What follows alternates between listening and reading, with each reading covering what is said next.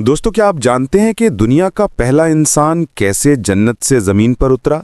कैसे शैतान ने एक मोर और सांप को इस्तेमाल किया और दुनिया में पहला कत्ल कैसे हुआ? लेकिन जो बात मैं आपको अब बताने जा रहा हूं वो आपका दिमाग हिला कर रख देगी। दोस्तों, ये कहानी शुरू होती है उस वक्त से जब हज़रत आदम अलैहिस्सलाम और बीबी हव्वा अलैहिस्सलाम जन्नत में थे। जन्नत में शैतान के बहकावे में आकर उन्होंने अल्लाह ताला का एक बड़ा हुक्म तोड़ दिया और गंदुम का दाना खा लिया। अल्लाह ने अपने हिकमत भरे फैसले के तहत दोनों को ज़मीन पर उतार दिया। हज़रत आदम अलैहिस्सलाम को श्रीलंका के इलाके में और बीबी हव्वा अलैहिस्सलाम को जद्दा के करीब उतारा गया और यहीं से इंसानी जिंदगी का असल सफ़र शुरू हुआ। शैतान की चाल को अंजाम तक पहुंचाने में मोर और सांप ने भी इसका साथ दिया था। जब अल्लाह ताला ने इस सच्चाई को सामने लाया तो उन्होंने मोर को बुलाकर फरमाया, ए मोर, तुमने ऐसे शख्स को जन्नत का रास्ता दिखाया जिसे मेरी इजाज़त के बगैर अंदर नहीं जाना चाहिए था। इसलिए अब सज़ा के तौर पर तुम जन्नत में नहीं रहोगे और तुम्हारी खूबसूरती भी कम कर दी जाएगी। अल्लाह के हुक्म से फरिश्तों ने मोर को जन्नत से बाहर निकाल दिया।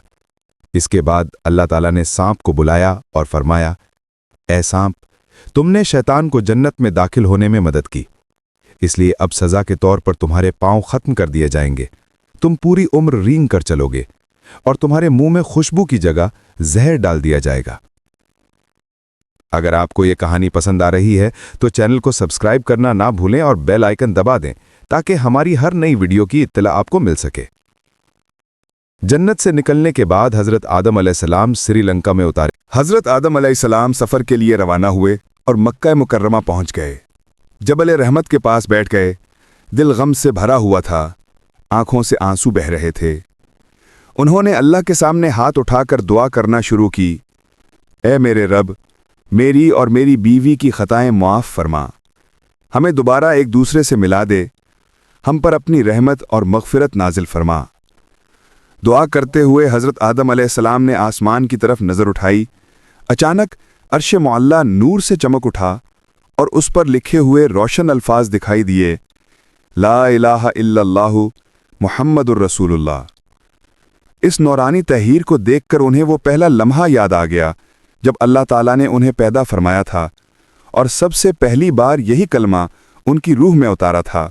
उन्होंने दोबारा हाथ उठाए और बड़े अदब के साथ अर्ज़ किया, ए मेरे रब, अपने प्यारे हबीब सल्लल्लाहु अलैहि वसल्लम के वसीले से हमारी तौबा कबूल फरमा। हज़रत आदम अलैहिस्सलाम की ये सच्चे दिल से की गई दुआ अल्लाह ताला को पसंद आई। फिर अल्लाह ने अपनी रहमत से हज़रत आदम अलैहिस्सलाम और बीबी हव्वा अलैहिस्सलाम दोनों की तौबा कबूल कर ली।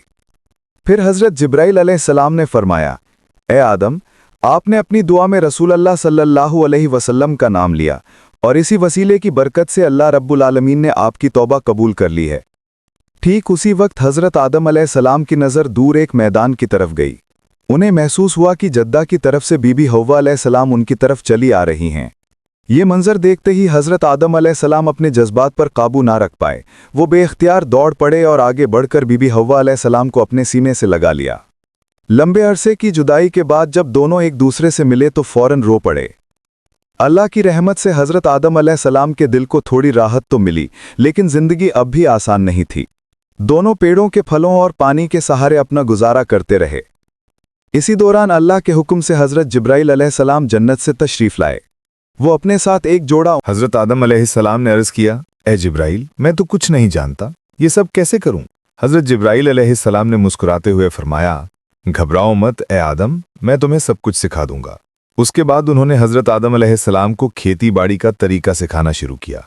गेहूं के दाने ज़मीन में बोने के कुछ ही घंटों बाद हज़रत आदम अलैहिस्सलाम ने अपनी पहली फसल काट ली। ये अल्लाह की तरफ से खास बरकत थी, लेकिन रोटी बनाने के लिए एक चीज की कमी थी और वो थी आग। ठीक उसी वक्त अल्लाह के हुक्म से हज़रत जिब्राइल अलैहिस्सलाम दोज़ख से थोड़ी सी आग लेकर आए। जब उन्होंने वो आग जमीन पर रखी तो जमीन जल उठी और वहां एक गहरा गड्ढा बन गया और आग फिर तेजी से दोज़ख की तरफ वापस लौट गई। हज़रत जिब्राइल अलैहिस्सलाम ने कई बार कोशिश की, लेकिन हर बार वही हुआ। तब अल्लाह रब्बुल आलमीन ने फरमाया, ए जिब्राइल, ये आग तब तक जमीन पर नहीं ठहरेगी जब तक तुम इसे नहर रहमत में धोकर न ले आओ। हज़रत जिब्राइल अलैहिस्सलाम ने उस आग को 7 बार नहर रहमत में धोया और जब उन्होंने उसे दोबारा जमीन पर रखा لیکن قابیل اپنی ضد پر قائم رہا۔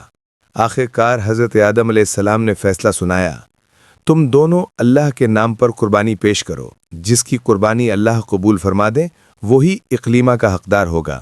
اس زمانے میں جب کسی کی قربانی قبول ہوتی تھی تو آسمان سے آگ اتر کر اس قربانی کو جلا دیتی تھی۔ یہی اس بات کی نشانی ہوتی تھی کہ اللہ تعالیٰ نے اس قربانی کو منظور فرما لیا ہے۔